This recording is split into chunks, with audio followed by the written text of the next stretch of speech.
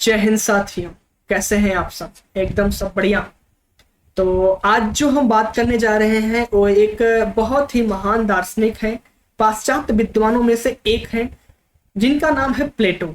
प्लेटो के बारे में हम बात करें तो प्लेटो जो है एक बहुत ही राजनीतिक विज्ञान से संबंधित इन्होंने बहुत ही महत्वपूर्ण तथ्य दिए हैं, शिक्षा से संबंधित इन्होंने महत्वपूर्ण तथ्य दिए हैं। तो इनका जो योगदान है वो कई क्षेत्रों में है। तो आज हम इन्हीं पे बात करने जा रहे हैं, क्योंकि इन्होंने जो योगदान दिया है, इन्होंने जो बातें बताई है, उससे संबंधित परीक्षा में प्रश्न पूछे जाते हैं।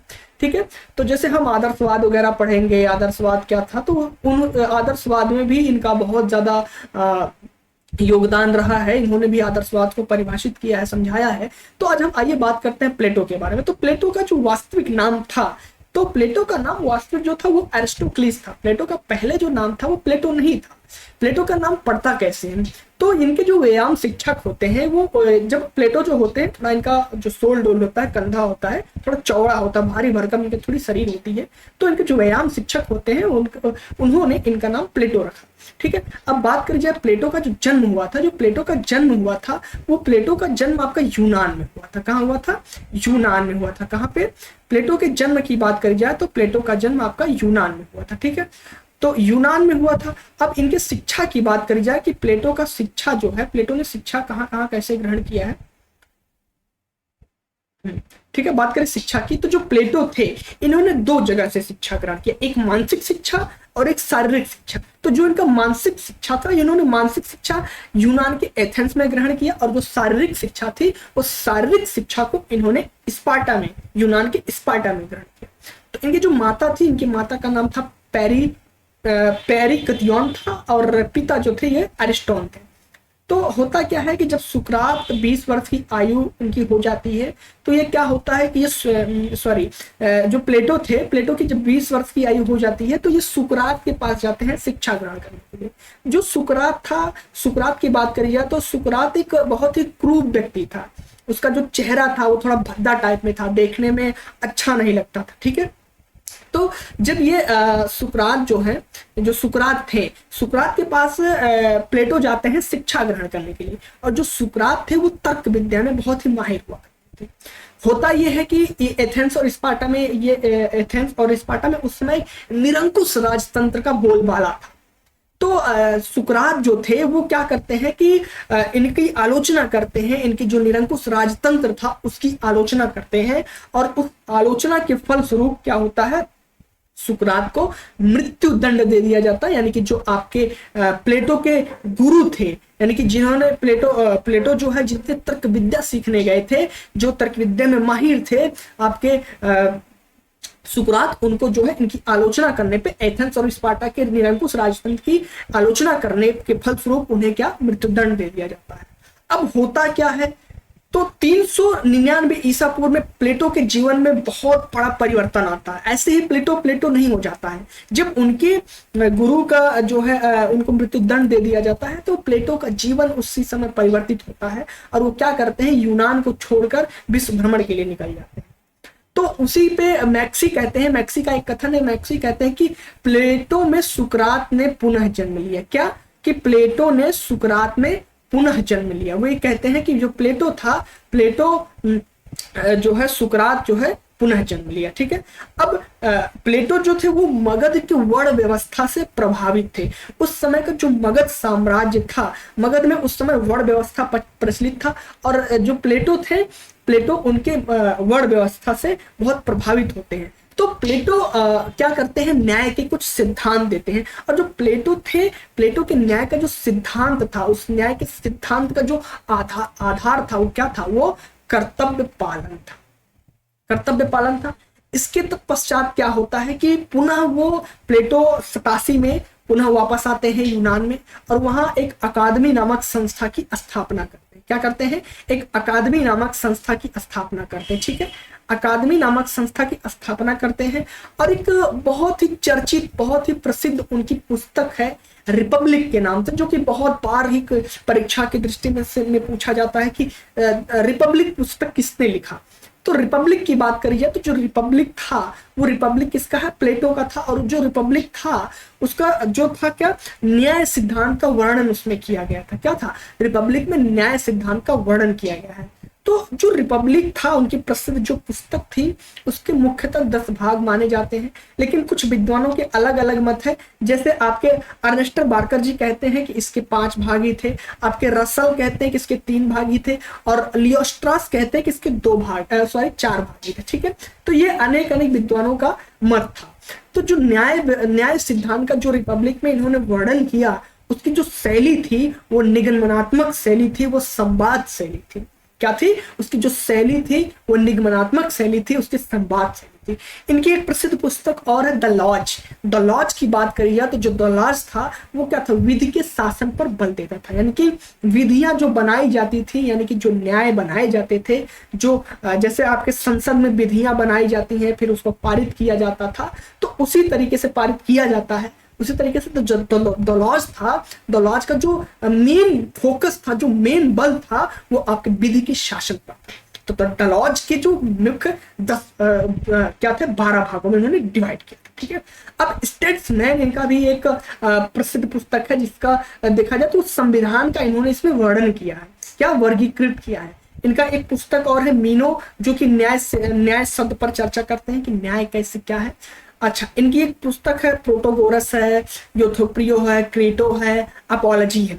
तो अपॉलजी, ये जो आपका प्रोटोगोरस है, यूथोपियो है, क्रीटो है, अपॉलजी है, इस संवाद शैली में लिखी गई। ठीक है, किसमें? ये सभी संवाद शैली में वर्णित है, संवाद शैली में इसे लिखा गया है। ठीक है, इतनी बात समझ में आ गई।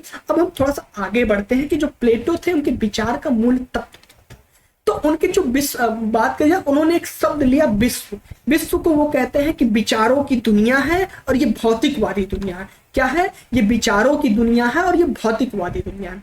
अब ये विचारों को 2 रूप देखते हैं, विचारों के आधार को कहते हैं सत्य है, और इस सत्य के 2 रूप में बांटते हैं। क्या? विश्व परिवर्तनशील है, और क्या है? ये सत्य अस्थाई है। क्या? ये जो प्लेटो थे, प्लेटो बहुत ज्यादा इससे प्रभावित होते हैं। किससे? हेराटोक्लिस में लिखते हैं, पैराडाइज में लिखते हैं कि जो विश्व है वो क्या है? विचारों का आधार है, और ये सत्य के 2 रूप से चलता है। विश्व परिवर्तनशील क्या है? विश्व परिवर्तनशील है। ठीक है, क्या है? विश्व परिवर्तनशील है और सत्य अस्थाई है। ठीक है, प्लेटो कहते हैं कि सत्य अस्थाई है, लेकिन इसकी जो परछाई है वो क्या है? वो परिवर्तनशील है, वो बदलती रहती है। अब प्लेटो के हम दार्शनिक विचार पर थोड़ा सा नजर अगर डालें, तो जो प्लेटो का दार्शनिक विचार था, देखा जाए तो क्या था? वो 3 पार्ट में डिवाइड होता। क्या? एक केव थ्योरी, यानी कि गुफा का सिद्धांत। गुफा का सिद्धांत क्या है? इसमें ग्लाउकन के सिद्धांत का विरोध किया जाता है। ये पूछता है कि केव थ्योरी किस पे दी गई है? तो जो केव थ्योरी है वो गुफा के सिद्धांत पर आधारित है, वो ग्लाउकन के सिद्धांत का विरोध करती है। अब ये डिवाइन थ्योरी जो आती है, इनकी जो डिवाइन थ्योरी है वो विभाजक रेखा का सिद्धांत है, यानी कि सत्य का पता आत्मा और दृष्टि दोनों से है। क्या? डिवाइन थ्योरी में कहा गया है कि सत्य का पता आत्मा और दृष्टि दोनों से। इसके बाद ये एक 3 एप्पल का सिद्धांत देते हैं, यानी कि एक पका हुआ सेब जो है उसे आप खा लो, जो कच्चा हुआ सेब है, कच्चा सेब है, रॉ एप्पल से, उसे आप रख दीजिए, जो सड़ा हुआ सेब है उसे आप फेंक दीजिए। तो प्लेटो कहते हैं कि ज्ञान का रास्ता कैसा है? ज्ञान का रास्ता टेढ़ा है। जो ज्ञान है उसका रास्ता टेढ़ा है। अब न्याय के सिद्धांत की बात करी जाए तो विभिन्न विद्वानों ने न्याय के कुछ सिद्धांत दिए हैं, जैसे परंपरागत सिद्धांत, क्रांतिकारी सिद्धांत और व्यवहारिक सिद्धांत। ठीक है, तो परंपरागत जो सिद्धांत है उसमें सिफलस महोदय ये कहते हैं कि सत्य बोलना और दूसरों का ऋण चुका देना ही न्याय है। न्याय की बात करी जाए तो कहते हैं कि सत्य को बोलना और जो दूसरों से आप ऋण ले लिए हैं उसे अगर आप चुका देते हैं तो क्या है? यही न्याय है। ठीक है, ऋण चुका देना और सत्य बोलना ही न्याय है, ये सिफलस महोदय जी कहते हैं। पॉलीमॉक्स महोदय जी कहते हैं उचित व्यवहार करना ही न्याय है। ठीक है, अब जो क्रांतिकारी सिद्धांत है जिसमें आपके थैसीमैक्स की बात करी जाए, वो कहते हैं कि अन्याय न्याय से श्रेष्ठ है। जो अन्याय है वो न्याय से श्रेष्ठ है। भैया ये बात कहां तक सार्थक है? अन्याय न्याय से कैसे श्रेष्ठ है? तो ये कहते हैं कि शक्तिशाली का हित ही न्याय है। उनके कहने का तात्पर्य उस समय ये था कि जो उस समय के राजा हुआ करते थे, जो महाराजा हुआ करते थे, तो वो क्या, उनके पास शक्तिशाल है, क्या है, वो शक्तिशाली है, तो वही जो न्याय करेंगे वही न्याय है। अगर वो अन्याय, इसलिए अन्याय न्याय से श्रेष्ठ है, ये थैसीमैक्स कहते हैं। आपने देखा होगा कि सुकरात को मृत्युदंड क्यों दे दिया जाता है, निरंकुश राजतंत्र का उन्होंने विरोध किया और उन्हें मृत्यु दंड दे दिया जाता है। तो प्लेटो के जीवन में यहां से परिवर्तन हुआ। तो ये उसी समय की बात है कि शक्तिशाली का हित ही न्याय। जो मगध का राजा था, मगध का राजा बहुत ही शक्तिशाली था, जिसे चंद्रगुप्त ने परास्त किया था। धनानंद की बात कर रहा हूं। मगध का राजा धनानंद, जिसे चंद्रगुप्त मौर्य सम्राट ने परास्त किया था, वो क्या, बहुत ही शक्तिशाली सम्राट था। तो ये कहा गया कि जो शक्तिशाली का हित है वही न्याय है, ये अन्याय कर रहा है तो न्याय से ये श्रेष्ठ है। ग्लाउकन महोदय कहते हैं कि न्याय क्रय का शिशु और कमजोरी की आवश्यकता है। जो न्याय है वो क्रय का शिशु और कमजोरी की आवश्यकता है। तो ये जो उपरुक्त कथन था, उपरुक्त जो सिद्धांत था, प्लेटो जो क्या करते हैं, इसका खंडन करते हैं। प्लेटो महोदय इसका खंडन करते हैं।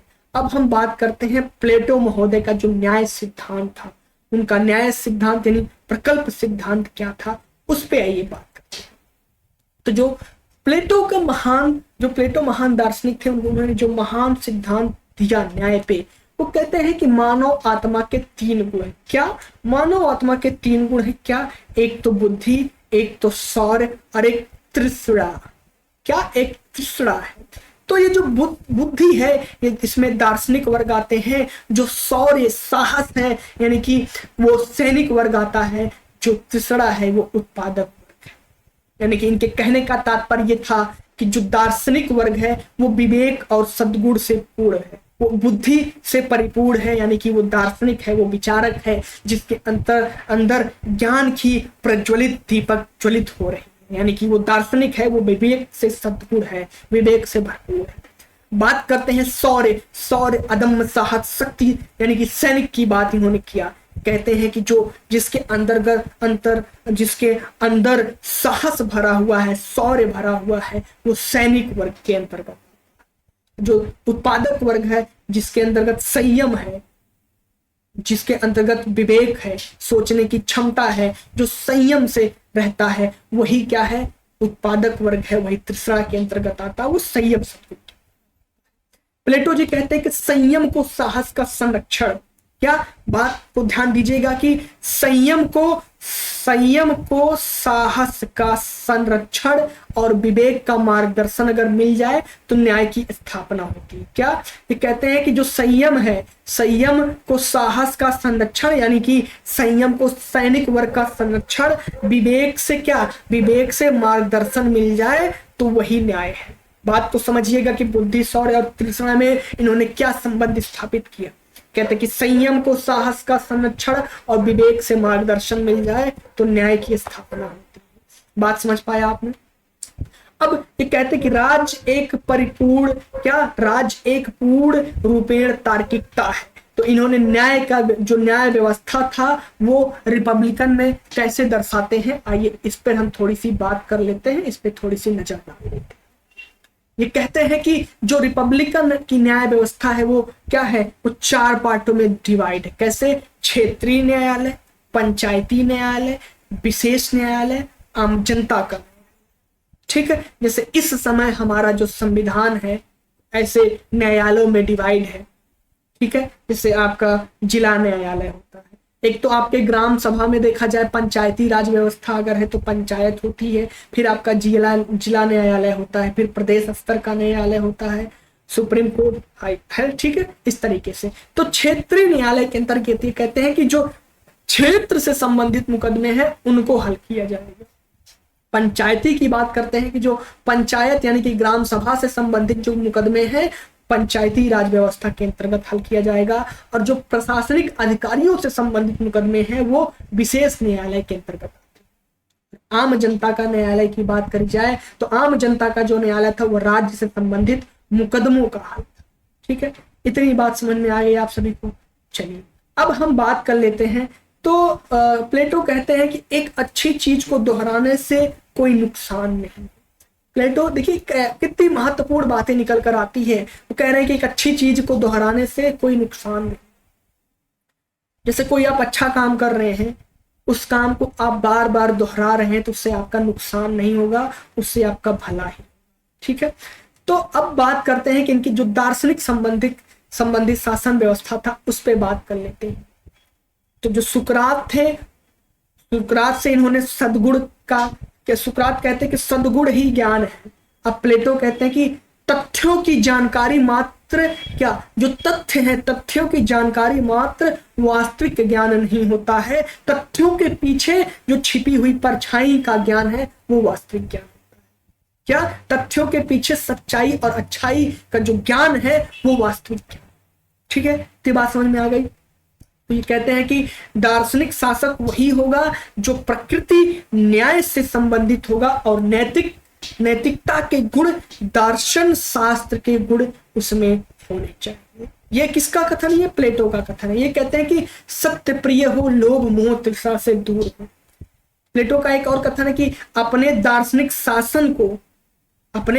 शासक को असीमित शक्तियां प्रदान कर।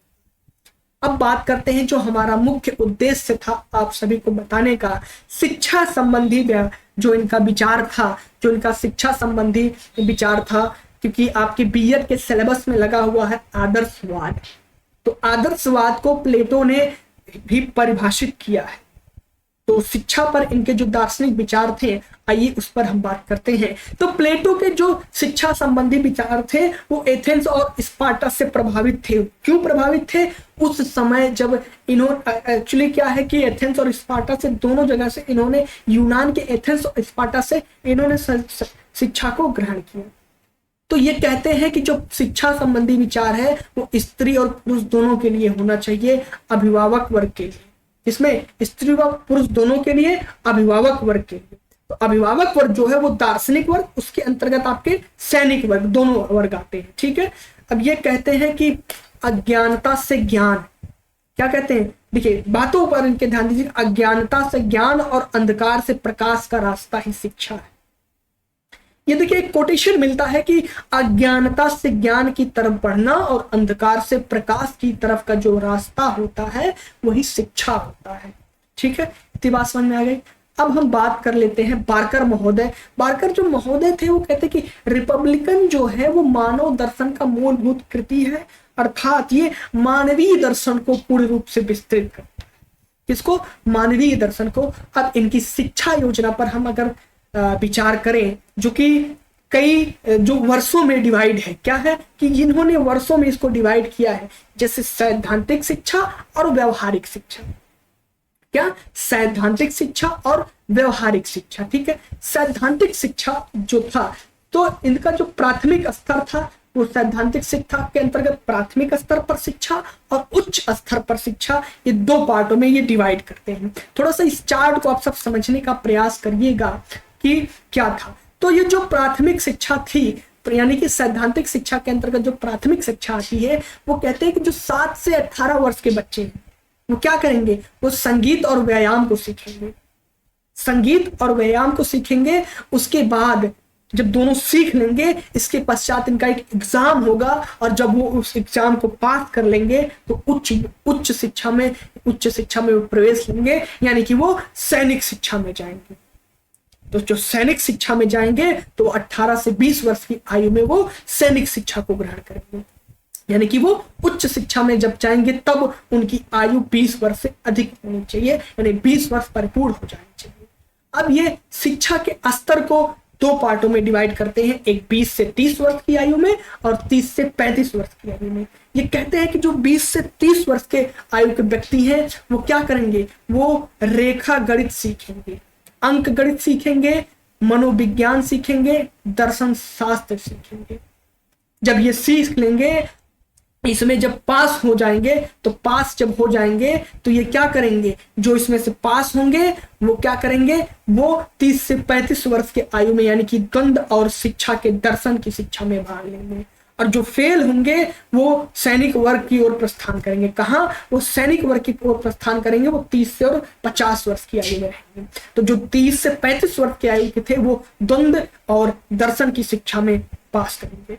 तो जब वो भी पास हो जाएंगे तो वो क्या करेंगे? देखिए, जो फेल हो जाते हैं 30 से 35 वर्ष वाले, वो आपके आ जाते हैं सैनिक वर्ग में। और जो 30 से 35 में जब वो पास हो जाते हैं तो वो आपके चले जाते हैं किसमें? व्यवहारिक शिक्षा के अंतर्गत, जो 30 से 35 वर्ष थी। अब जो फेल होते हैं वो क्या बनते हैं? वो जो व्यक्ति फेल हो जाता है वो सैनिक वर्ग और सैनिक वर्ग की ओर प्रस्थान करता है। तब ये कहते हैं कि जो व्यक्ति सबसे सफल होगा वही दार्शनिक होगा, वही फिलोसोफर होगा। क्या होगा? वही दार्शनिक शासक बनेगा, वही सबसे अच्छा शासक माना जाएगा। तो प्लेटो कहते हैं कि खुद पर काबू पा लेना ही मनुष्य की सबसे महत्वपूर्ण जीत है। क्या? कि अगर आप खुद पर काबू पा लेते हैं तो आप जो है, अगर खुद पर काबू पा लेते हैं तो आपकी जो जीत होती है वो सबसे महत्वपूर्ण जीत है। ठीक है। अब कुछ अच्छाइयां और कुछ कमियां थी। वो स्त्री और पुरुष को समान अधिकार देते हैं। कहते हैं कि रेखा गणित, अंक गणित, मनोविज्ञान, दर्शन शास्त्र शारीरिक शिक्षा प्रदान करता है। कौन? स्त्री और पुरुष दोनों को समान व्यवहार करते हैं। वो कहते हैं कि इनकी जो अच्छाइयां ये थी कि ये दोनों समाज को लेकर चलते थे, स्त्री वर्ग हो और पुरुष वर्ग। ठीक है। तो ये व्यवहारिक और सैद्धांतिक दोनों शिक्षा पर बल देते थे। तो थोड़ा सा कमी क्या थी कि व्यवहारिक नहीं थे, ये केवल अभिभावक वर्ग पर बल देते थे। और इनकी जो पद्धति थी, इनकी जो शैक्षिक पद्धति थी वो बहुत खर्चीली थी। क्या थी? बहुत खर्चीली थी। अब रूसो एक पुस्तक लिखते हैं, एमिल्स। ठीक है। रिपब्लिकन शिक्षा से लिया गया सबसे बड़ा ग्रंथ ये। ठीक है। ये क्या? रूसो जो लिखते हैं। अच्छा, प्लेटो कहते हैं कि शिक्षा मानसिक रोगों का मानसिक इलाज है। जो शिक्षा है ये मानसिक रोगों का मानसिक इलाज है। और इनके इसी कथन को यूनेस्को की प्रस्तावना में समाहित कर लिया। जो यूनेस्को की संविधान की प्रस्तावना है, उनकी उस प्रस्तावना में शिक्षा मानसिक रोगों का मानसिक इलाज है। यूनेस्को में ये उसके जो संविधान में समाहित कर लिया गया है। ठीक है। यूनेस्को की प्रस्तावना में समाहित किया गया है। ध्यान दीजिएगा इस बात को। प्लेटो कहते हैं कि युद्ध मानव मस्तिष्क से लड़े जाते हैं। जो युद्ध होता है वो मानव मस्तिष्क से लड़े जाते हैं। यदि उन्हें मानव मस्तिष्क में ही समाप्त कर दिया जाए तो ये कभी युद्ध मैदान में खेला ही नहीं जाएगा। जो युद्ध होता है ये मस्तिष्क से लड़ा जाता है। यदि इस मानव मस्तिष्क में युद्ध को समाप्त कर दिया जाए, यानी कि आपस में समझौता कर लिया जाए, तो जो आज युद्ध हो रहा है वो युद्ध कभी मैदान में लड़ा ही नहीं जाएगा। अब साम्यवाद विचारधारा आती है, केवल अभिभावक वर्ग के लिए परिवार विषयक और संपत्ति विषयक। तो जो परिवार विषयक के अंतर्गत आती है वो समूह वर्ग आता है। और जो आपका संपत्ति विषयक था वो सामूहिक वर्ग। अब कर्म और चिंतन का विकास, वर्ग के असमानता कम हो जाएगी, उत्तरदायी शासन की स्थापना होगी। ये क्या? समूह वर्ग, सामूहिक वर्ग कहता है कि जो कर्म और चिंतन का विकास के जो वर्ग की असमानता जब कम हो जाएगी तब उत्तरदायी शासन की स्थापना होगी। अब आलोचना, इनके जो शिष्य थे अरस्तु किसके शिष्य थे? प्लेटो के शिष्य थे। और प्लेटो किसके शिष्य थे? अरस्तु प्लेटो के शिष्य थे, प्लेटो सुकरात के शिष्य थे। ठीक है। ये सीढ़ियां देखिए, अरस्तु के शिष्य, अरस्तु जो है वो आपके प्लेटो के शिष्य थे, प्लेटो जो है वो सुकरात के शिष्य। ठीक है। अब अरस्तु के शिष्य जो थे प्लेटो के पुत्र होने का अच्छा निकटतम संबंधी पुत्र है। जो एक अरस्तु के जो शिष्य कौन थे? अरस्तु थे प्लेटो के। तो प्लेटो को पुत्र होने का एक अच्छा निकट संबंधी पुत्र होने, बात समझ में आई? ठीक है। ये कहते कि प्लेटो ने पशु जगत के नियमों की मानवीय जगत में लागू कर दिया जाता है। कहते हैं जो प्लेटो ने पशु जगत के नियमों को मानवीय जगत में लागू कर दिया, जो कि उचित और व्यवहारिक नहीं। ये आलोचना कौन करता है? शिष्य अरस्तु।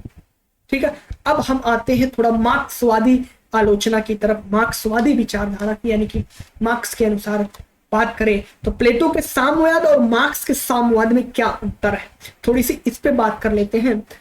तो जो बात करी जाए नैतिकता पर आधारित था इनका, किस पे? नैतिकता पर आधारित था प्लेटो का साम्यवाद, और जो मार्क्स का साम्यवाद था वो भौतिकता पर आधारित था, भौतिक आर्थिक पर आधारित था। जो प्लेटो थे वो केवल अभिभावक पर बल देते थे, जबकि जो मार्क्स था वो समूचे समाज पर बल देता था। किस पे? समूचे समाज पर बल देता था। और ये परिवार और संपत्ति में साम्यवाद पर बल देते हैं, और ये केवल संपत्ति पर बल देते थे। ठीक है, अब बात करें नेटरशिप यानी कि अर्ध साम्यवाद इसमें आता था। बात करी जाए तो अच्छा मार्क्सवाद होता क्या है, इस पे बात करी जाए तो कहते हैं कि राज्य विहीन है, राज्य विहीन समाज की कल्पना कौन करता है? वर्ग विहीन समाज की कल्पना कौन करता है? मार्क्सवाद करता है। जो मार्क्सवाद कहता है कि जो निचले तबके के व्यक्ति हैं उनको भी, अच्छा देखिए द्वंद्व यहाँ पर भी उत्पन्न होता है। मार्क्सवाद कहता है कि जो निचले तबके के लोग हैं, समूचे समाज के लोग एक हो जाइए, एक होकर जो उच्च वर्ग के लोग हैं, यानी कि जो आपको प्रताड़ित कर रहे हैं, जो प्रताड़ित कर रहे हैं निम्न वर्ग के लोगों को, उनको आप एकजुट होकर परास्त कर सकते हैं, तब एक समूचे समाज का निर्माण होगा। ये मार्क्सवाद कहता है। ठीक, मार्क्सवाद क्या कहता है कि निम्न वर्ग के लोगों, जो निम्न वर्ग के बिखरे हुए लोग हैं, आप सभी लोग एकजुट हो जाइए और उच्च वर्ग को प्रताड़ित करने का प्रयास करिए, उसको दबाइए। जब आप एक हो जाएंगे तो जाहिर सी बात है जो उच्च वर्ग है, जो आपको प्रताड़ित करता है, जो प्रताड़ित वर्ग है, जो आपको प्रताड़ित करता है, प्रताड़ित वर्ग को यानी कि निचले तबके को, बुर्जुआ वर्ग को यानी सर्वहारा वर्ग को, वर्गविहीन समाज को जो प्रताड़ित करता है वो हार जाएगा आपसे। मैक्सी कहते हैं कि प्लेटो का पहला कल्पनीय और क्या पहला कल्पनीय लोकनीय विचार था। अब प्लेटो का आदर्श राज्य की बात करें, आदर्श राज्य की स्थापना कैसे होती है, यानी कि आइडियल स्टेट की बात करें, तो प्लेटो के काल में देखा जाए यूनान में जो राजनीतिक अराजकता व्याप्त थी, उसी की प्रतिक्रिया स्वरूप एक आदर्श राज्य की कल्पना कर उन्होंने अपनी पुस्तक रिपब्लिकन प्रस्तुत किया। प्लेटो क्या थे? प्लेटो का आदर्श राज्य आने वाले के समय में, उस समय और स्थान के लिए एक आदर्श प्रस्तुत करते हैं, यानी कि जो समय था और स्थान था दोनों को एक आदर्श प्रस्तुत करते हैं। उनकी आदर्श राज्य की कल्पना करते हुए उनकी व्यवहारिकता की उपेक्षा की है। ठीक है, इतनी बात समझ में आ गई आप सभी को? चलिए ठीक है, अब बात करते हैं राज्य और व्यक्ति का संबंध, यानी स्टेट और पर्सन का क्या संबंध है। देखिए राज्य की बात करी जाए तो राज्य की अगर प्रकृति की बात करी जाए तो कुछ लोग कहते हैं राज्य क्या है? आर्ट है, राज्य कला है, राज्य विज्ञान है, तो उसमें बहुत मतभेद है। अगर आप दार्शनिक विचारों को पढ़ेंगे तो आपको वहां पर देखने को मिलेगा कि राज्य क्या है। राज्य एक तरफ कहा जाता है कि राज्य, जो राज्य है यानी जो स्टेट है वो आर्ट्स है, जो स्टेट है कला है, जो स्टेट है वो साइंस है। प्लेटो का मानना था कि जो राज्य जो है वो अंतः मनुष्य की आत्मा का बाह्य स्वरूप है, यानी कि अर्थात आत्मा यानी चेतना अपने पूर्ण रूप में जब बाहर प्रकट होती है तब राज्य का स्वरूप का धारण करती है, यानी कि राज्य व्यक्ति की विशेषताओं का विराट स्वरूप है। इनका जो कथन था उस पर ध्यान दीजिएगा कि राज्य व्यक्ति की विशेषताओं का विराट स्वरूप है, व्यक्ति की संस्थाएं उसके विचार की संस्थागत स्वरूप है। ठीक है, प्लेटो के शब्दों में देखा जाए कि जो राज्य का जन्म वृक्षों या चट्टानों से नहीं अपितु उसमें बसने वाले व्यक्तियों के चरित्र से होता है।